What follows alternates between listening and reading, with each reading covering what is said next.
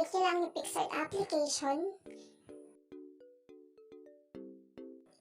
And pindutin nyo yung plus button. Scroll down nyo lang para pumili ng color background na gusto nyo. Yung napili kong color background is peach. And add photo. So, i-comment nyo lang sa baba kung gusto nyo malaman kung paano ko na-edit yung picture na to. And i-adjust nyo lang sa kung gaano kalaki yung gusto nyo. Once na-adjust nyo na to, click nyo lang yung check and punta kayo sa crop and hanapin nyo yung shape. So, ang napili kong shape is circle. Ni-adjust ko ulit siya base sa gusto ko. And after na i-adjust ko siya, pwede siyang magkaroon ng border. So, pwede rin kayo pumili ng color ng border na gusto nyo. And once you're done, click nyo lang yung save button.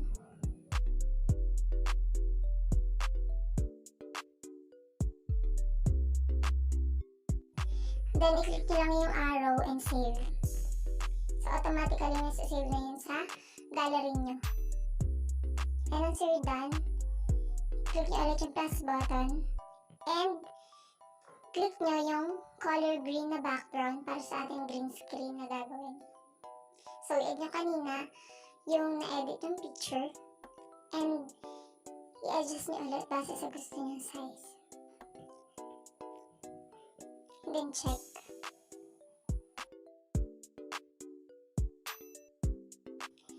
Then, click nyo lang ulit yung save.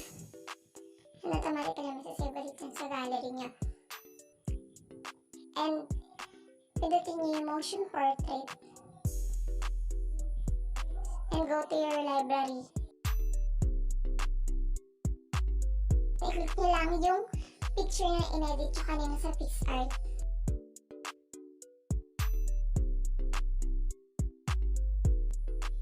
And i-adjust nyo lang yung nakikita nyo color green na circle.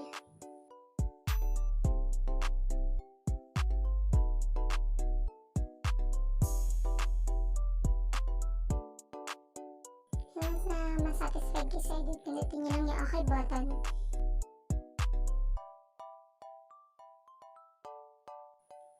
And kung sakali na may gusto pa kayong i-adjust, pwede nyo rin naman pindutin yung edit na button sa taas.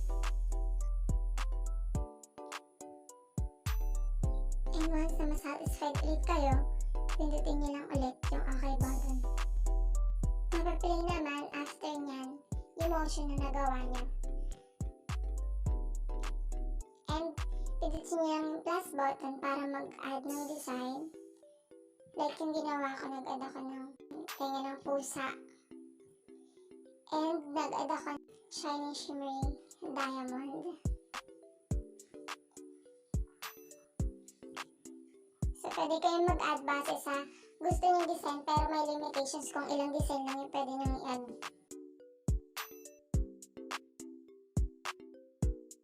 So, instead matapos kayo sa pag-add ng design na gusto nyo, pindutin nyo yung record button and mag-aantay lang kayo ng 15 seconds.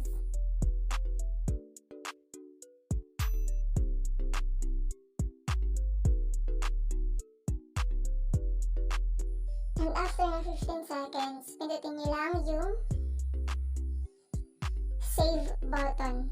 And automatically nga na masasave yung motion portrait sa inyong gallery.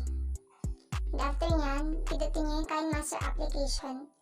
So, ang gamit kong KineMaster application is Diamond. So, itong KineMaster Diamond na to is wala siyang watermark. Unlike dun sa color orange na logo ng KineMaster. So, nag-download ako ng gantong klaseng background para sa gagamitin kong intro video. So, para ma-add ko yung dinownload kong green screen effect na liquid, pumunta ako sa media and enable ko yung chroma key.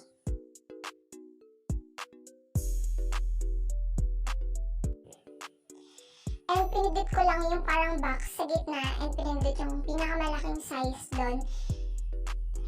And in-adjust yung liquid green screen effect. So, ganun siya. So, compilation na kasi ito ng green screen effect. So, pwede nyo ma-download ito sa YouTube. marami doon sobra. And dahil na compilation ito ng green screen effect, kailangan ko pa itong i-adjust sa gusto kong mga effects. And syempre, i-cut dun sa mga effects na gusto ko lang din i-add sa green screen or sa intro na gugustuhin ko.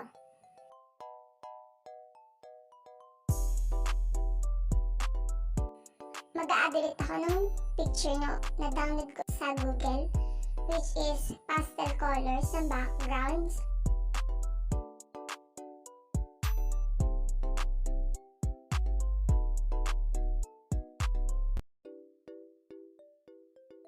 And i-adjust ko lang ulit base sa gusto kong effects na isama sa aking intro video.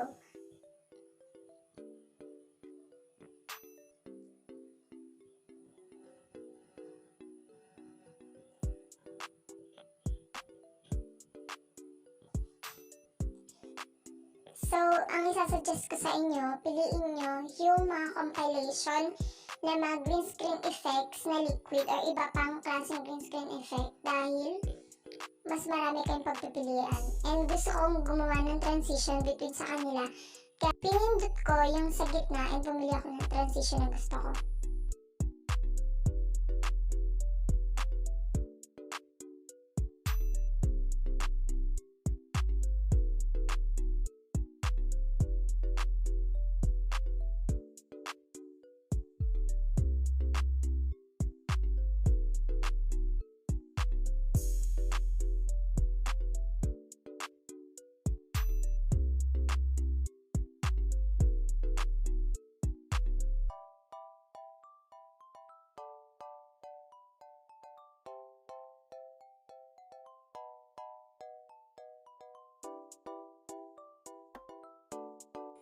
And this time, dito ko na ipapasok yung motion portrait na ginawa ko sa aking picture kanina. I-enable ko ulit yung chroma key para matanggal yung green screen. At mapasok ko itong aking ina-edit. I-adjust ko lang base sa gusto kong laki. And after ko ma-edit to, lalagyan ko siya ng aking name.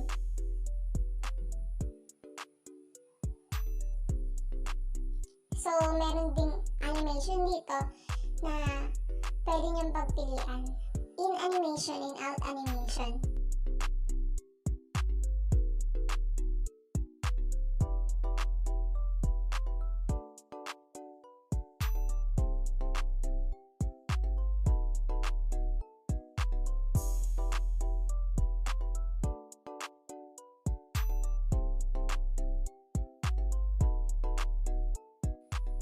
And katulad ng ginawa ko sa aking picture kanina, nilagyan ko rin siya ng in and out animation. And pwede rin kayong pumili ng font na gusto nyo and color na gusto nyo sa inyong intro video. And yung sa akin kasi tinanggal ko yung shadow para mas maintindihan yung pangalan ko.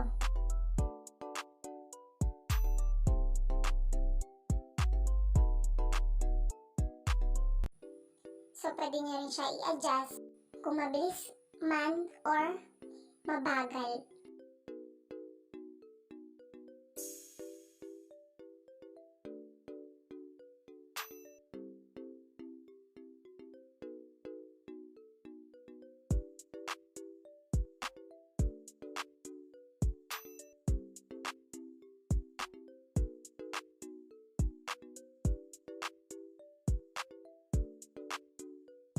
And after, nag-download din ako ng subscribe button na color pink. And katulad din ng isa, compilation din ito ng mga subscribe button. So pumili lang ako na gusto kong i-add sa aking intro video.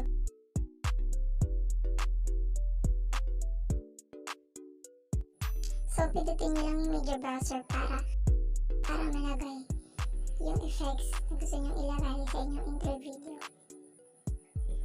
And kinot ko siya sa part na gusto ko lang isama sa aking intro video.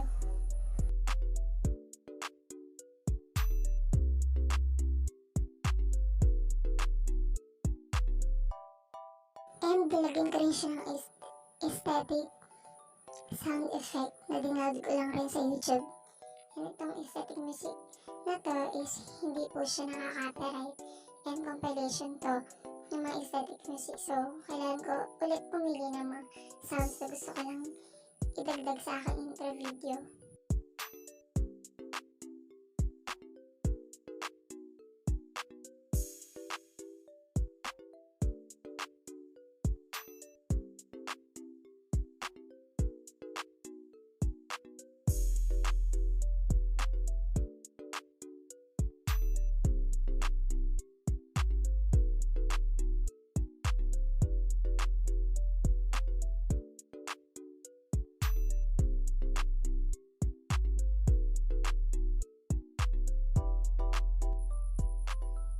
And once you're done, isave nyo lang yung project nyo na to. And magantay na kayo ng ilang minutes para masave yung video na to sa gallery nyo.